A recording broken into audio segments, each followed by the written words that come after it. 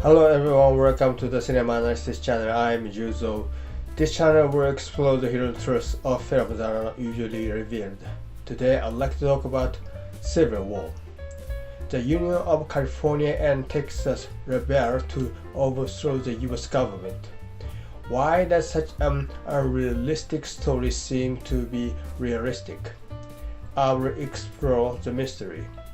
If you haven't seen the film, I suggest you watch it first. So let's get started. At the beginning of the film, the President of the United States makes a speech, and it is portrayed that the Civil War in the film is a battle between the US government and the Western forces. The Western forces are the Union of California and Texas.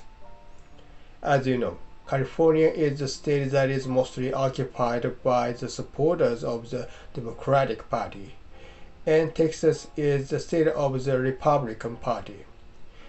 Here we see that this story is not a metaphor that directly replaces the real world with something else. The woman holding the camera is shown watching the president on television. She is the famous photographer Lee Smith, played by Kirsten Dunst. The building in the distance explodes and the glass in the window shakes from the impact. Then the map of the USA reflected in the window also shakes. This suggests that large shock waves will hit the USA. What happens next in the film is incredibly frightening, but the audience will believe it could happen in the real world. Not just Americans, but people all over the world will believe it.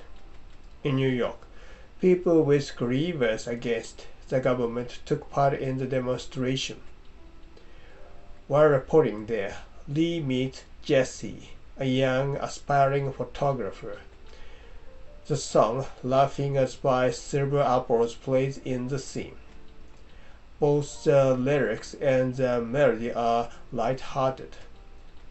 Despite the harsh demonstration taking place, something funny could be predicted. It is the beginning that leaves the audience a little confused. Then a young woman ran up holding the stars and stripes. Someone who saw her shouted, "Run!" There was an explosion and many people were killed or injured. It is quite a shocking thing. Not that it is shocking because it is a suicide bombing. There are quite a few suicide bombings by Muslims. A lot of people have seen them in films and so on. A suicide bombing by a person holding the stars and stripes. Nobody must have seen such a sight. They never even imagined it. It is such a creative and terrible scene. The audience is immediately drawn into the world of the film and thinks, what the hell is going on? After the explosion, she couldn't hear anything at all. It is not clear whether the noise of the explosion made her temporarily deaf or whether it was a mental shock that did it. In the silence, only the sound of the shutter can be heard. This shot is very important. Alex Garland, the film's writer and director, said he made the film to portray journalists as heroes. Politicians who are corrupt or who want to stay in power have gone out of their way to deliberately undermine journalism. Some politicians have turned journalists into villains. We need journalism to protect our lives and our freedom. This is how the director describes it. The existence of journalists who reveal the truth is necessary. This is the director's premise. But it is never easy to be a journalist. You have to pay a high price to continue being a journalist. And the film shows that it is sometimes even inhuman. This is the realism that the film portrays. Lee Smith decides to go to Washington, D.C. with reporter Joel to interview the president. Sammy, The old reporter and their mentor and Jesse are to go with them.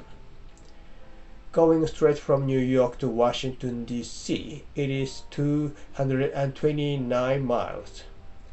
But since they couldn't use the interstate, they had to take a detour. They had to go west to Pittsburgh, then circle in from West Virginia and go through Charlottesville.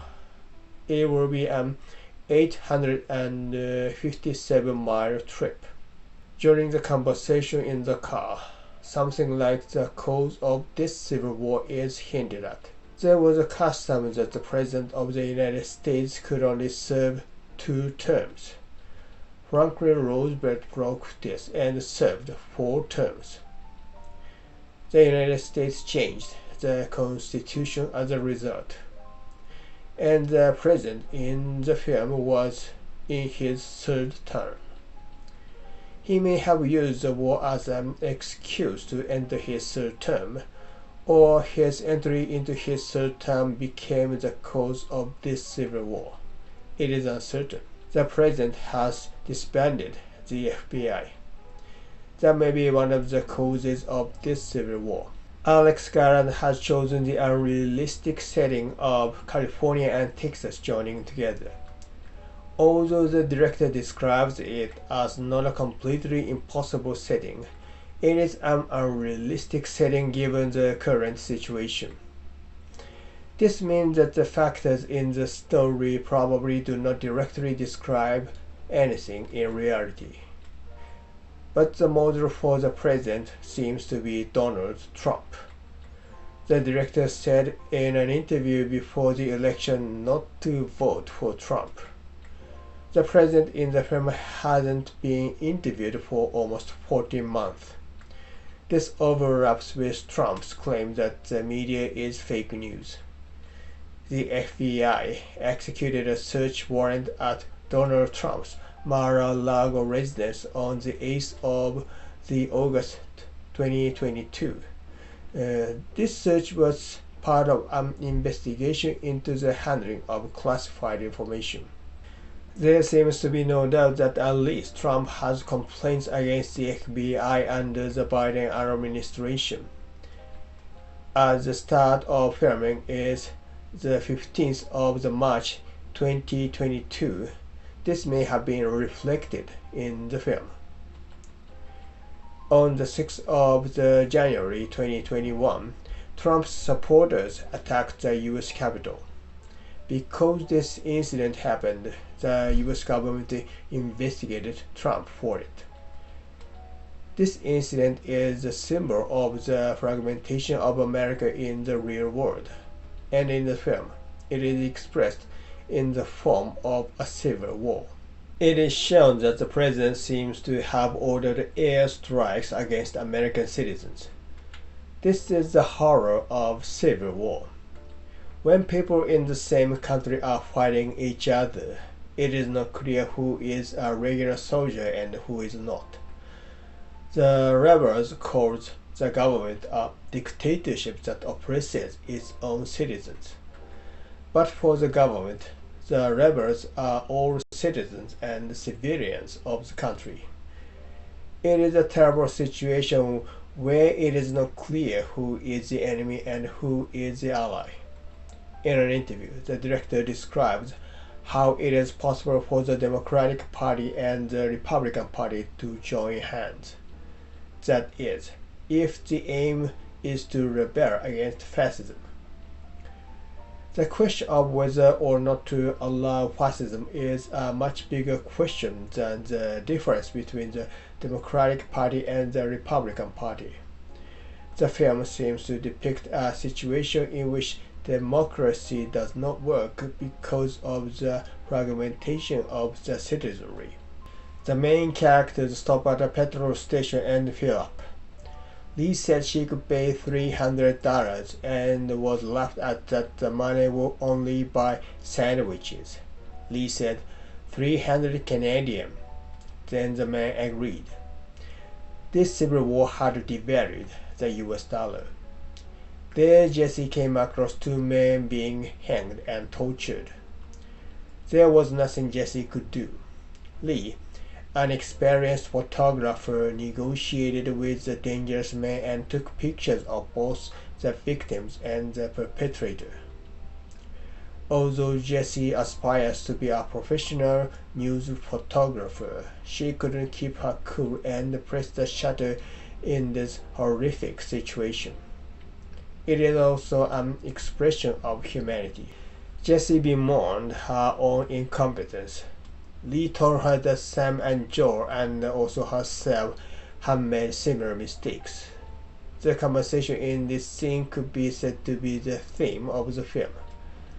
Not all people live their lives knowing the right answer. Even if you live in a peaceful time, you often don't know the right way. Even if there was a desirable path, they didn't know what it was. That is why the Civil War happened. And everyone tormented because they don't know which way to go. Lee admonishes Jesse that there's no other way but to judge and act in a situation where the right answer is not obvious. Lee's guide to action is to keep cool head and record what is happening. Lee said she remembers that if Jesse gets blown up and shot. Jesse asked Lee, "Will you photograph that moment if I get shot?" This line is very important foreshadowing. Jesse, accustomed to the horrific battlefields, begins to take photos with a calm demeanor. This is vividly depicted in the shootout scene, set in a facility resembling a library during the middle part of the film. The use of music and sound in this scene is remarkable. The word shoot is cleverly used to express both firing a gun and taking photographs. When the soldiers pull the trigger, the sound of gunfire resonates. In contrast, when the photographers capture images, the only sound is the soft click of shutters in the stillness. This juxtaposition portrays the soldiers and the photographers as fighting in different ways on the same battlefield. Midway through the scene, the song Say No Go by De La Soul begins to play. This catchy hip-hop track, which samples Hall & Oates' I Can't Go For That, carries an anti-drug message. Its inclusion in a slaughter scene seems deliberate. The trance experienced by individuals immersed in battle is linked to the haze induced by drugs. I Can't Go For That by Hall & Oates is their statement as musicians that there are certain things they cannot compromise. They insist that compromising will mean losing one's soul. Not only soldiers but also photographers live in the trance of battlefields. It is portrayed in the scene. And the scene probably contains a message that getting used to battlefields means also losing humanity as getting used to drugs. Jessie shoots with her film camera. The director says that the reason of it is that Jessie is a symbol of traditional journalism. Journalism used to make it its duty to pursue truth and reveal them to the world. However, it has now been reduced to a means to generate advertising revenue. He said that her film camera suggests a criticism of the current situation. Even in a nation at war, there are places where battles do not occur. In such areas, people live as though the war has nothing to do with them. However, the film portrays that even these peaceful regions are under surveillance by those who wield guns. This contrast is depicted through a certain town or rural area in the story. What if a whole nation becomes such a situation? It will be difficult for the people of the nation to notice it. The main characters come across an amusement park during their journey. There, they spot a corpse. As they approach it, they are suddenly attacked by gunfire. They find a sniper and a spotter in the park. They were aiming at the distant building. The main characters seem to have been attacked from there. The tense situation has continued, and the soldiers down seem to realize whom they are fighting with. But it is not a problem for them. They were attacked. It has nothing to do with it if their allies were misunderstanding. The horrible situation in which who is the enemy and who is the ally is not certain is portrayed. Later, a car behind reached their car. Their acquaintance journalists, Tony and Bohai, were in the car. After a moment of mischief, Tony and Jesse switch places, and Jesse leaves with Bohai in their car, leaving Lee and the others behind. Soon after, Lee's group discovers Bohai and Jesse's abandoned vehicle. It turns out that both of them were captured by a local armed group, which seem to be the ones who enjoy massacre. Ignoring Sammy's protest, Lee and the other two went to rescue Jesse and Bohai. This leads to the horrific scene shown in the trailer. A man wearing red sunglasses shoots and kills Bohai before addressing the others. He asks, "What kind of American are you? Central American? South American?" The answer to this question determines whether the person will live or die, even though the question itself might be irrelevant. The actor who plays this terrifying man in red sunglasses is Jesse Plemons, the real-life husband of lead actress Kirsten Dunst. In the same scene, the man kills Tony immediately after Tony reveals he is from Hong Kong. Although this sequence highlights the theme of racism, the director notes that many viewers may not recognize its significance. The men have automatic rifles, but the protagonists are unarmed. Just as they are about to be killed, a car runs over the armed man Sammy is driving.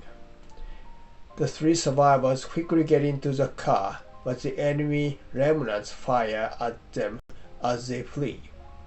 Sammy is shot and dies from excessive bleeding. The chain of events seems to stem from Jesse's reckless behavior.